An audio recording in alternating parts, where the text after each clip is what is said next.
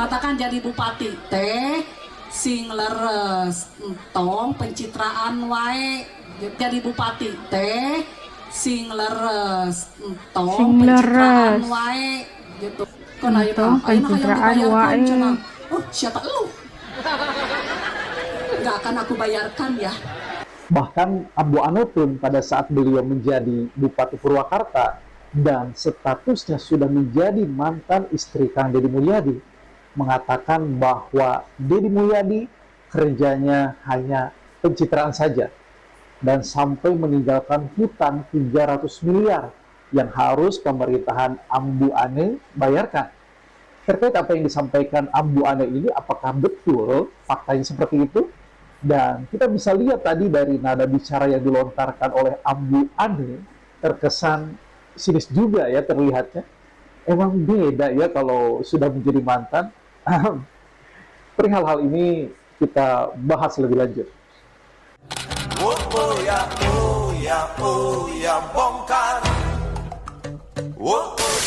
Assalamualaikum warahmatullahi wabarakatuh. Alhamdulillahilladzi binikmatihi tatimmus sholihah. Walhamdulillahilladzi ala kulli halin. Rabbi a'udzubika min halin ahli nar. Berawal dari Ambu Ane Mustika menggugat cerai Kang Deddy pada saat itu, sampai diputuskan oleh pengadilan agama secara resmi keduanya tidak lagi menjadi suami istri. Ambu Ane mulai terlihat sterilisasi atau bahasa lainnya bersih-bersih dari yang berhubungan langsung dengan Kang Deddy Mulyadi. Sebagai contoh, pada saat itu tempat yang biasa digunakan oleh Kang Deddy ya, dalam berkarya atau dalam berpikir, yaitu di Gedung Kembar Purwakarta, mulai dipermasalahkan. Ambu Ane menyampaikan bahwa tempat tersebut telah digunakan oleh Kang Deddy selama 4 tahun secara ilegal karena tidak dapat izin dari Pemda setempat atau Pemda Purwakarta pada saat itu. Dan barang-barang berharga Kang Deddy pun seperti lukisan tokoh-tokoh penting Indonesia, lukisan-lukisannya diinstruksikan oleh Ambu Ane untuk dikeluarkan. Dan Kang Deddy pun pada saat itu dengan sangat-sangat legowo meninggalkan gedung tersebut dengan membawa barang-barang yang dikeluarkan oleh petugas-petugas yang diinstruksikan oleh Ambu Ane tersebut. Kok waktu jadi istri Kang Deddy gak dipermasalahkan ya, kalau alasannya ilegal. Dan selain itu teman-teman, tidak hanya itu, ketika Ambu Ane dalam acara-acara tertentu, ketika berpidato, nama Kang Deddy pun tidak luput disinggung atau disindir. Dan yang paling viral tersebar di media sosial, Ambu Ane mengatakan bahwa Kang Deddy kerjaannya hanya pencitraan saja dan ngutang. Sehingga hutang yang ditinggalkan, kata Ambu Ane, sampai 300 miliar. Bahkan Ambu Ane pun menyampaikan, aing teu hayang mayar, saya tidak mau bayar. Apa yang disampaikan oleh Ambu Ane, saya tampilkan videonya untuk teman-teman semua. Matakan jadi bupati teh sing leres entong pencitraan wae jadi bupati teh sing leres entong pencitraan wae gitu kan ayeuna hayang dibayarkeun cenah. Siapa lu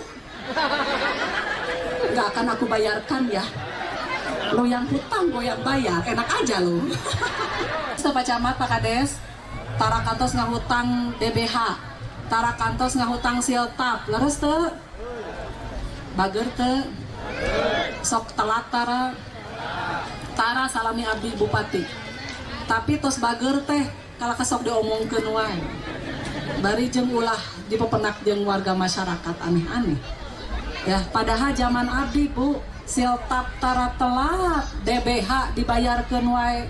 Zaman kapungkur bupatina satajan abdi tapi kan ka ayeuna aya hutang keneh DBH 2 tahun. Hayang dibayarkeun ke bupati ayeuna sia teh teu boga ka era.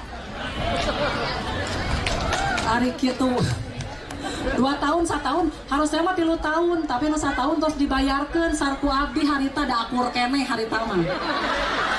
Ku abdi dibayarkeun 28 miliar. Da bisi ditagih ku desa. Terus teu Pak Jaya. Ayeuna 2 tahun deui antepkeun tong dibayarkeun. Kur minta bantuan dewan ayeuna teh saha nu ngahutang, saha nu kudu mayar. Matakan jadi bupati teh sing leres entong pencitraan wae gitu kan, yang pencitraan wae si curik wae bari jeung heueuh teh bener teh gitu. 2 tahun Pak Kades DBH zaman Bupati baheula 2 tahun tadi dibayarkeun. Zaman Ambu Ane mah can pernah DBH tadi dibayarkeun leres teh. Kan ayeuna hayang dibayarkeun cenah. Oh, siapa lu? Gak akan aku bayarkan ya. Lo yang hutang, gue yang bayar. Enak aja lo. Emang kalau yang namanya mantan sampai segitunya ya, kalau jelek-jelekin mantannya. Dan itu terlihat di Ambu Ane. Kayaknya apa yang dilakukan oleh Kang Deddy selama memimpin Purwakarta di mata Ambu Ane tidak ada benernya atau tidak ada baiknya. Dan perihal hutang yang ditinggalkan masa pemerintahan Kang Deddy sebesar 300 miliar pun digoreng habis-habisan di media sosial khususnya ya.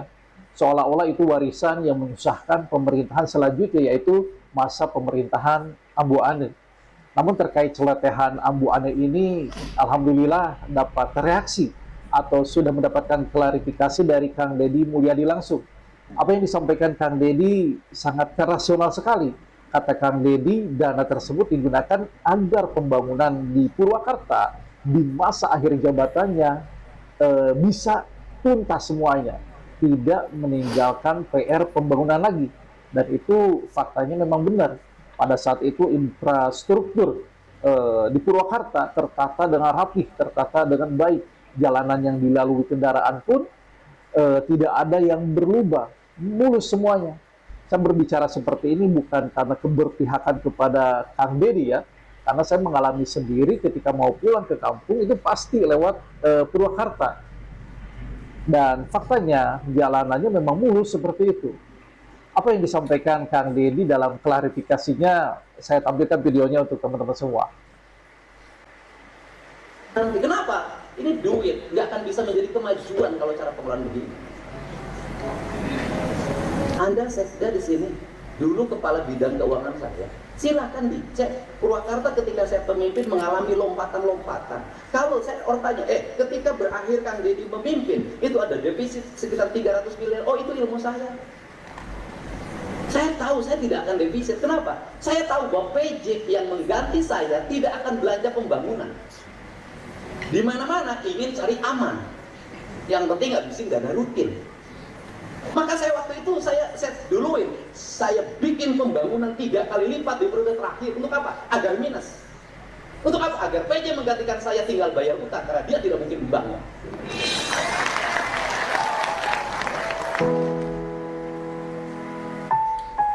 Dia nggak mungkin membangun, cuma tinggal bayar utang aja. Pembangunan udah selesai di tangan Kang Deddy gitu. Itu ilmu saya, dan silahkan dicek. Waktu itu PJ-nya cuma 6 bulan, kalau sekarang kan agak lama.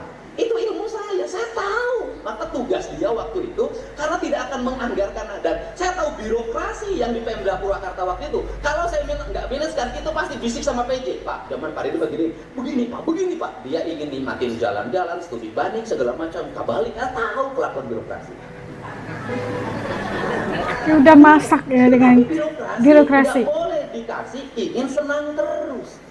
Kenapa? Loh, harus dikasih susah dong. Harus memikirkan sesuatu yang publik merasakan. Jangan terus dikasih kegiatannya seminar, simposium, sosialisasi, fasilitasi, tapi jalan rudet, sekolah rudet.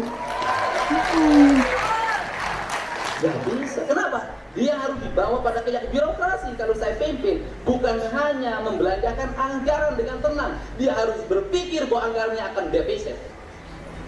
Kenapa? Karena itu tantangannya. Karena manusia harus diajak berpikir. Negeri ini rugi, Pak. Nyekolahin birokrasi S1, S2, S3. Kemudian pendidikannya dari mulai apa awal birokrasi? Diklatkin. Terus? Pokoknya segala macam. Dan kalau kata Pak Jonan, mantan Menteri Perhubungan, apa sih yang menjadi kelemahan birokrasi Indonesia? Klarifikasi yang disampaikan Kang Deddy sangat gamblang sekali, sehingga akal sehat kita bisa mencernanya dengan sangat-sangat baik. Itu apa? Di sini saya melihat Kang Deddy ini memiliki spirit kecerdasan out of the box, namun bisa dipahami oleh logika kita yang mendengarnya. baik itu dari kalangan yang pinter atau yang bodoh sekalipun mengerti dengan apa yang disampaikan oleh Kang Deddy Mulyadi tersebut. Dan apa yang dilakukan Kang Deddy menurut saya tidak asal apalagi ngasal, melainkan memiliki maksud dan tujuan. Dari apa yang disampaikan oleh Ambu Andi dan Kang Deddy sejatinya bisa diambil pelajaran untuk kita semua, dan wawasan kita bisa semakin luas lagi dalam menyikapi hal-hal yang terjadi. Sampurasun, salam suara hati rakyat. Wassalamualaikum warahmatullahi wabarakatuh.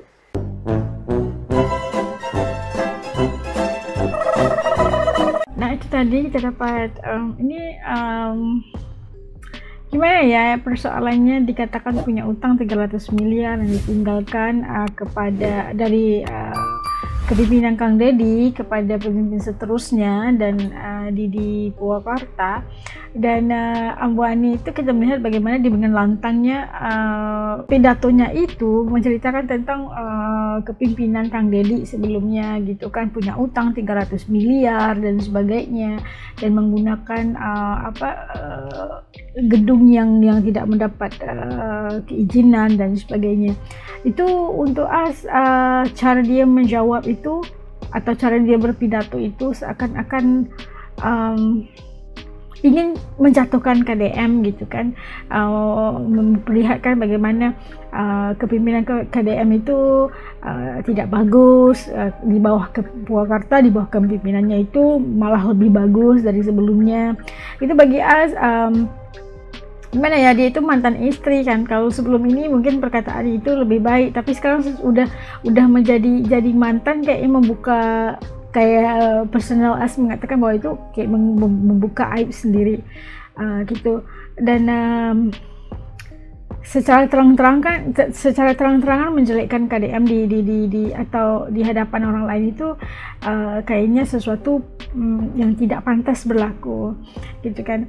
Dan melihat cara bicaranya Ambu Ani itu sinis ya, sindirannya itu begitu sinis, dan kita seakan-akan kan dia itu pernah menjadi istri KDM juga kan, jadi harus tahu kayak gimana. Dia juga menyatakan bahwa KDM itu pencitraan, itu pastinya gak enak didengar gitu. Tapi gimana ya, kalau Asri ngerasa seperti nggak benar, merasa malu gitu kan. Dan itulah kita mengharapkan agar yang baik-baik aja. Biarlah politik itu sebagaimanapun, biarlah sekadar politik, jangan merosakkan lagi keharmonian dalam perhubungan itu dan sebagainya. Dan kita melihat juga respon daripada KDM, bagaimana dia ngaku dia punya utang 300 miliar gitu. Purwakarta punya utang 300 miliar. Kenapa? Boleh dicek katanya untuk apa uang itu digunakan, untuk pembangunan Purwakarta. Lihat sekolahnya lebih bagus, jalannya itu bagus. Ada pembuktian lagi bahwa seperti kata admin tadi, dia telah lalu di jalan-jalan di Purwakarta semuanya bagus, rapi, dan itu digunakan oleh KDM untuk pembangunan Purwakarta. Dan KDM itu seakannya tahu kalau kepemimpinan selepas ini pasti tidak akan mementingkan soal pembangunan. Justru itu dilakukan dulu habis baik untuk Purwakarta, dan tinggal lagi yang kepemimpinan selepasnya hanya cuman bayarin utang itu aja, karena dia tahu tentang karena birokrasi Indonesia. Itu bilangnya. Dan asli suka respon KDM, tidak terlalu kayak menekan, tidak kayak marah, menggunakan perkataan sindiran terhadap Ambu Ani. Dia menjelaskan dan responnya itu sangat-sangat baik, cerdas, dan kita tahu personality KDM itu kayak gimana. Cara percakapannya, pemilihan perkataannya membuktikan bahwa dia seorang pemimpin yang baik. Walaupun disinggung oleh mantan istrinya tentang pribadi dan perasaannya, tapi dia itu begitu bijak sekali mengawal perasaannya untuk berucap di hadapan khalayak ramai itu. Itu pandangan pribadi As. Kalau kalian bagaimana? Titik komen di bawah supaya As juga tahu pandangan teman-teman As di channel ini mengenai isu ini. Oke, sampai ketemu lagi dalam video insyaallah. Jaga diri semuanya. Terima kasih buat teman-teman yang udah support As dari dulu sampai sekarang. Yang masih lagi belum gabung, ayolah bantu dengan tekan sahaja butang subscribe. Kerana subscribe itu kan gratis aja, geng. Sampai jumpa lagi dalam video insyaallah. Assalamualaikum, jaga diri, atur nuhun.